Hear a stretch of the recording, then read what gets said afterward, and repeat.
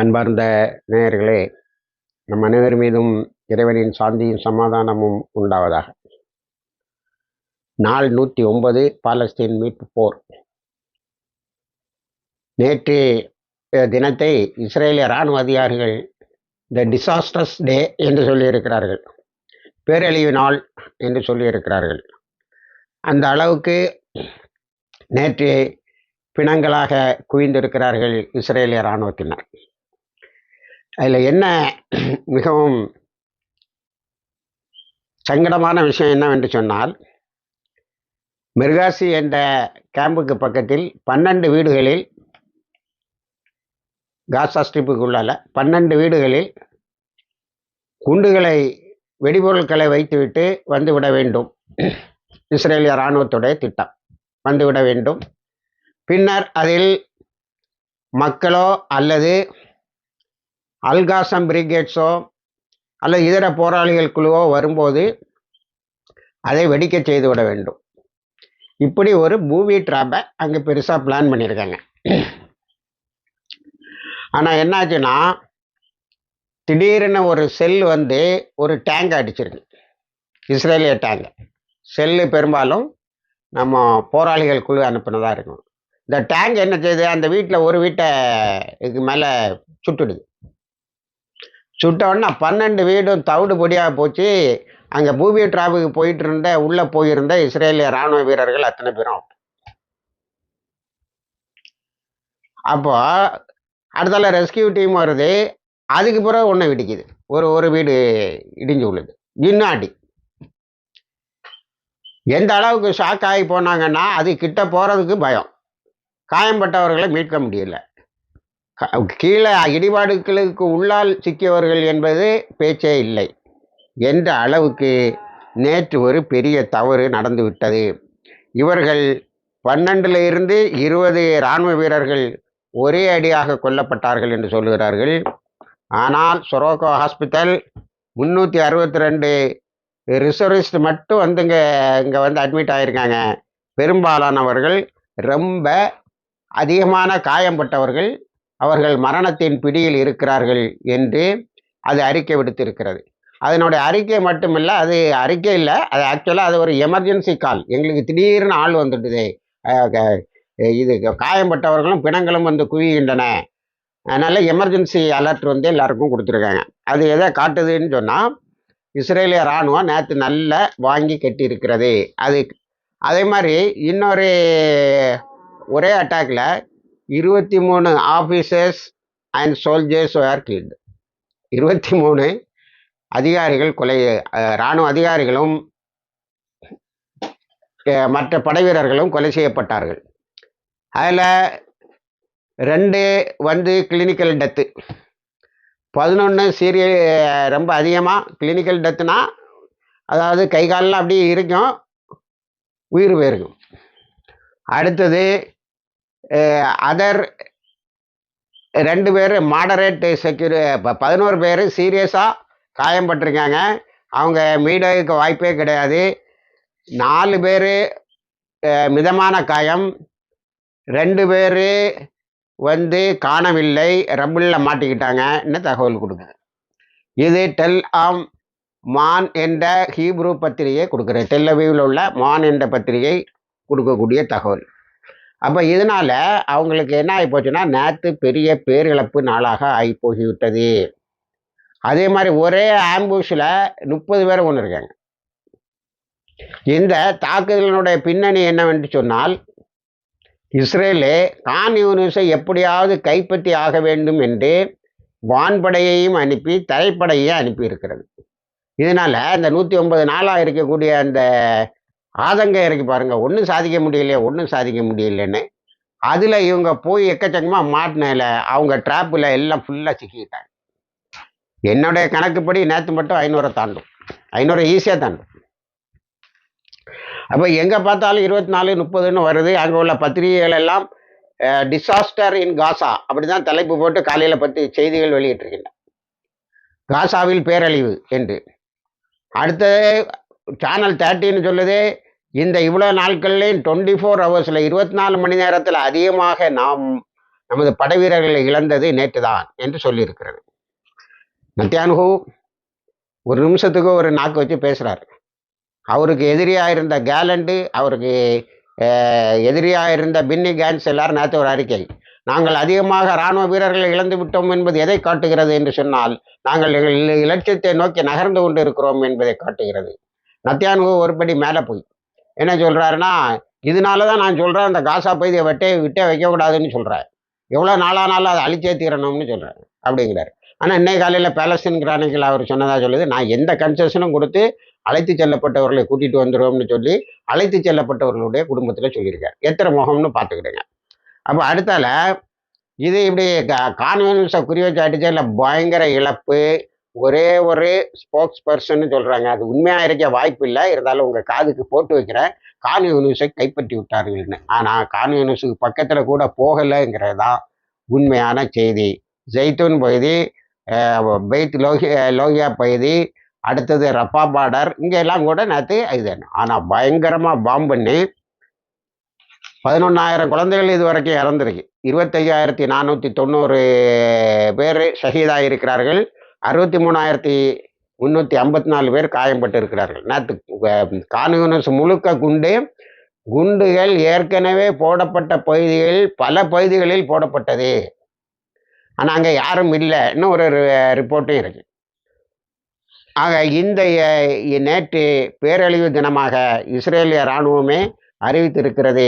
இராணுவ அதிகாரிகளும் மற்றவர்களும் கொதித்து கொண்டு இருக்கிறார்கள்.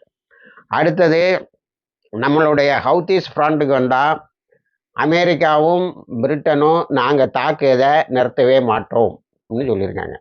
நேற்று ஹவுத்தீஸ் ஒரு கப்பலை தாக்கி இருக்கிறார்கள். அது அமெரிக்காவினுடைய கப்பல் என்று அறியப்படுகிறது. இனி இந்த ஹவுத்தீஸ் சொல்கிறாங்க, இவங்க இப்போ அட்டாக் நடத்துகிறாங்கல்ல, அமெரிக்கா அட்டாக் நடத்தலை, அது இப்போ தாக்குதல் நடத்தக்கூடிய பகுதிகள் இந்த 9 வருஷமாக அங்கே தான் குண்டு போட்டுக்கிட்டு இருக்கு. Same place. அங்கே ஒரு புல் பூண்டு கூட நாங்கள் வச்சு வைக்கல, அதனால எல்லாமே வேஸ்ட்டு, வீண் விரயம் என்று சொல்லியிருக்கிறார்கள். இவ்வளவு பண்ணியும் நாங்கள் எங்கே இருந்து இந்த ட்ரோன்ஸை அனுப்புகிறோம், கடல்வழி தாக்குதலை நடப்பதற்கு, கடல்வழியில் தாக்குதலை நடத்துவதற்கு நாம் அனுப்புகின்ற ட்ரோன்ஸையோ மிசில்களையோ அந்த லாஞ்சி பேடை அவங்க இன்னும் கண்டுபிடிக்கல அப்படிங்கிறாங்க.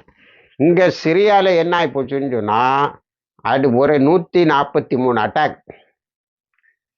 அதில் இஸ்ரேலுக்கு பயம் வந்துட்டு, கோலான் ஹைட்ஸ் நம்மளை விட்டு போயிடும்னு. அதனால் சிரியாவில் இருந்து சிரியாவுக்கும் இஸ்ரேலுக்கும் இடையுள்ள பகுதியில் அகழி தோன்றானா, அதுக்கு பேர் பஃபர் ஸ்டோனா. இந்த சிரியாவில் இருந்து வரக்கூடிய ஆபத்தை நாம் இப்படித்தான் எதிர்கொள்ள முடியும் என்று சொல்லியிருக்கிறார். ஆக சிரியாலே நேற்று நல்ல அடி வாங்கியிருக்காங்க. அந்த யுத்தம் எல்லா திசையிலையும் அதிகமாக படர்ந்து கொண்டு இருக்கிறது என்பதைத்தான் இது காட்டுகிறது. அதே மாதிரி ஈராக்லேயும் பயங்கரமாக பேஸ் அடிச்சிருக்காங்க. அமெரிக்கானுடைய பேஸ் எந்த அளவுக்குன்னு சொன்னால், அமெரிக்காவில் இருந்து ஆயுதங்கள் வந்து கொண்டே இருக்கிறதா. ஆனால் ஒன்று மட்டும் அதில் சொல்லலை, எந்த பத்திரிகையும் சொல்லலை, ஆயுதங்கள் வருது ஆள் வருதா சொல்லலை. அப்போ அங்கே இயக்கிறதுக்கு ஏற்கனவே ஆள் போதுமான அளவுக்கு இருக்குதா, அல்லது அங்கே உள்ள முனாஃபிக்குகள் உதவி செய்கிறாங்களாங்கிறது சந்தேகமாக இருக்கிறது. அடுத்து செங்கடல் அமைதியாகிவிட்டது. அங்கே போக்குவரத்து வியாபாரங்கள் ஒழுங்காக நடந்து கொண்டு இருக்கிறது, எந்த பிரச்சனையும் இல்லை என்று ஆகிவிட்டது. அதில் ஒரே ஒரு நாடு தான் ரொம்ப கஷ்டப்படுது, இஸ்ரேலு. அதுக்கு அடுத்தால அதுக்கு துணை நிற்கக்கூடிய இன்னொரு நாடு கஷ்டப்படுது, அது அமெரிக்கா. ஆக நேற்று ஆம்புஷு பூபி ட்ராப் அப்படிலாம் சொல்லி எக்கச்சக்கமான தாக்குதல்களை நடத்தி இருக்கிறார்கள். அந்த தாக்குதலின் விளைவாக இஸ்ரேல் மிகப்பெரிய அதிர்ச்சிக்கு ஆளாகி இருக்கிறது. இனி ஹிஸ்புல்லா அவங்க சும்மா இருக்க மாட்டாங்கல்ல. ஹிஸ்புல்லா அந்த மெரோன் பகுதியில் உள்ள, அதாவது அந்த கலீலிக்கும் லெபனானுக்கும் இடையில் வரக்கூடிய பெரிய மலைக்குண்டில் அவங்க ஒரு இது வச்சுருந்தாங்க, பெரிய தளம், சேட்டலைட் தளம். அதை அடித்ததான் நான் ஏற்கனவே செய்தி சொன்னேன். அதை கம்ப்ளீட்டாக அடித்து தரமட்டமாக்கிட்டாங்க. அதனால் அவங்க கலீலிக்குள்ளால் ஏறுறது ஈஸியாக போச்சு. இப்போ இஸ்ரேல் என்ன சொல்லுதுன்னா, நாங்கள் கீழே விழுந்தாலும் மண் ஓட்டலை, எங்களுக்கு அது ஒரு பெரிய இழப்பு தான், இவ்வளோ நாள் கழித்து அதை ஒத்துக்கிட்டான், எங்களுடைய பேஸு தரமட்டமானது எங்களுக்கு ஒரு பெரிய இழப்பு தான், ஆனால் நாங்கள் அதுக்கு பேக்கப் சிஸ்டம் வச்சுருக்கோம், அதனால எங்களுக்கு பெரிய நஷ்டம் இல்லை. மலைக்கு மேலே எங்கே பேக்கப் சிஸ்டம் வச்சுருந்தாங்க கம்ப்ளீட்டாக அழிச்சுட்டான் உள்ளே வந்துகிட்டு இருக்கான். அப்போ ஹிஸ்புல்லானுடைய தாக்குதல் தொடர்ந்து நடந்து கொண்டு இருப்பதால் இவர்கள் என்ன சொல்லுகிறார்கள் என்று சொன்னால், ஹிஸ்புல்லாவோடு நாங்கள் எந்த விதமான எக்ரிமெண்ட்டுக்கும் தயாராக இருக்கோம். எல்லா விதமான நீங்கள் என்ன சொன்னாலும் கேட்க தயாராக இருக்கும். அந்த பிராண்ட் யுத்தத்தை தொடங்கவில்லை என்று சொன்னால் இது பெரிய பிரச்சனையாக போயிரும். ஏன்னா காசா பகுதியில் அடிக்கிற அடியில் அதில் அந்த கேன்ஸ் சொல்லியிருக்கான், இது எதிர்கால இஸ்ரேலுடைய தலையெழுத்தை நிர்ணயிக்கக்கூடியதாக இருக்கிறது என்று. அப்போ அந்த அளவுக்கு அங்கே பயப்படனால ஹிஸ்புல்லா பிராண்டில் இருந்து கொஞ்சம் பேரை இங்கே கொண்டு போகணும்னு சொன்னான். ஆனால் நேற்று படைப்பிரிவுகளை புறமுதுகிட்டோடிய நேரத்தில் நெத்தன்யாஹூ அதுக்கு சொன்ன புது விளக்கம், நான் அவங்களுக்கு காசா பகுதியில் நிறைய எக்ஸ்பீரியன்ஸ் வந்துட்டு அவனா லெபனான் சைடில் கொண்டு போக போகிறேன். இப்போ அமெரிக்காவும் என்ன சொல்லுதுன்னா சீஸ்ஃபயரு ரொம்ப முக்கியம், எதுக்கு ஹாஸ்டேஜஸை கூட்டிகிட்டு வரணும்னு அவங்க சொல்கிறாங்க. ஆனால் உண்மையிலே பிளிங்கன் நேற்று சொல்லியிருக்கான், நம்ம ஏதாவது இது பண்ணி சீஸ்ஃபயரை கொண்டு வர வேண்டும்னு. காரணம் என்னன்னா இப்போ இஸ்ரேலை காப்பாற்றி ஆக வேண்டிய ஒரு கட்டாயம் இருக்கிறது. இஸ்ரேலே அதே சொல்லியிருக்கான், கேன் சொல்லியிருக்கான், ஃபியூச்சர் ஆஃப் இஸ்ரேலு இப்போ நடக்கக்கூடிய காசா யுத்தத்தை பொறுத்து தான் இருக்கிறது என்று சொல்லியிருக்கிறான். ஆகவே அதை காப்பாற்றுவதற்கு அமெரிக்கா விழுந்து பல திட்டங்களையும் போட்டு கொண்டு இருக்கிறது. அதனால் இப்போ இந்த 200 பேர் ஒரு இடத்துல கொண்டா 23 பேர் 40 50 இப்படி எங்கே பார்த்தாலும் பிணக்குயில்களாக கிடக்கிறது. எல்லா இடத்தையும் நம்ம பட்டியல் போட்டால் அது ரொம்ப நீளமாக போய்கொண்டு இருக்கும். ஆனால் இஸ்ரேலு அடுத்தால என்ன செய்கிறான்னா, நம்ம காசா பகுதிக்கு இங்கே ஏறி ஹாஸ்டேஜஸில் அழைச்சி அக்டோபர் 7 அந்த பகுதியில் கொஞ்சம் செட்டில்மெண்ட்டை கொண்டு வந்திருக்கு.